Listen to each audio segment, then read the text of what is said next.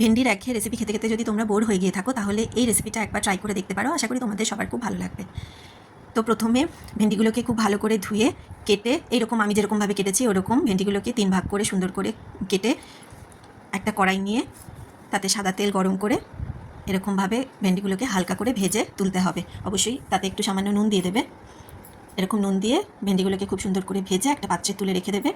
এরপর ওই কড়াইতেই আবারও একটু তেল দিয়ে এই 3 চামচের মতো আমি তেল দিয়েছি। তারপরে জিরে, তেজপাতা আর সামান্য হিং ফোড়ন দেবে। হিংটা তোমরা দিতেও পারো, নাও দিতে পারো, অপশনাল সম্পূর্ণ, তবে দিলে ওটা ভালো গন্ধ বেরোয়। তারপর আগে থেকে কেটে রাখা পেঁয়াজ কুচি, লঙ্কা কুচি দিয়ে নেড়ে চেড়ে তাতে আদা রসুনের পেস্ট দিয়ে দেবে।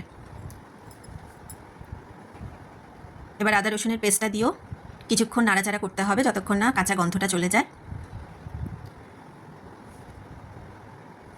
এবারে একটু ভাজা ভাজা হয়ে গেলে তাতে একটা পুরো বড় সাইজের টমেটো অ্যাড করে দেবে। টমেটোটা অ্যাড করার পর একটু সামান্য নুন দিয়ে দেবে, তাতে করে টমেটোটা সফট হয়ে আসবে। এবার একটুখানি ঢাকা দিয়ে দেখো টমেটোটা গলা অবধি একটু অপেক্ষা করলাম এবং সুন্দর করে মশলাটা কষিয়ে নিলাম। এবারে দেখো কিছু গুঁড়ো মশলা আমি অ্যাড করলাম।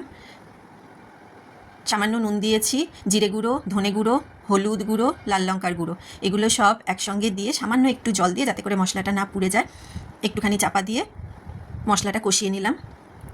কষিয়ে নেওয়ার পর দেখো আমি এখানে 1 কাপ দুধ আর তার মধ্যে বেশ কিছুটা সর রয়েছে, ওই দুটোই একসঙ্গে মিক্স করে আমি ওই কড়াইতে ঢেলে দিয়েছি। এই জন্যই এটাকে মালাই ভেন্ডি বলছে। তোমরা গোটাটাই সর দিয়ে করতে পারো, আর সর যদি সবার কাছে অ্যাভেলেবেল না থাকে তাহলে দুধ আর সর দুটো মিক্স করেও করতে পারো। এরপরে দেখো আমি সামান্য গরম মশলার গুঁড়োও ছড়িয়ে দিয়েছি, গন্ধটা খুবই সুন্দর ওঠে। এরপরে দেখো আমি ওই আগে থেকে ভেজে রাখা ভেন্ডিটা অ্যাড করে দিয়ে সুন্দর করে এরকম নেড়ে চেড়ে দেখো একটুখানি ঢেকে ওটা রান্না করতে হবে কিছুক্ষণ ঢেকে রান্না করার পর দেখো যখন এই একটুখানি বেশ গায়মাখা হয়ে আসবে তখন আমি একটা পাত্রে নামিয়ে নেব। এটার নাম হচ্ছে মালাই ভিন্ডি। তোমরা পুরোটাও সর দিয়ে করতে পারো, 1 কাপের মতো সর লাগে। আর যদি সর অতখানি না থাকে তাহলে দুধ আর সর মিলিয়ে করতে পারো। তোমাদের যদি এই রেসিপিটা ভালো লেগে থাকে তাহলে অবশ্যই একটা লাইক, কমেন্ট এবং শেয়ার করতে ভুলো না। আর যারা নতুন দেখছো তারা অবশ্যই পেজটাকে ফলো করে দিও।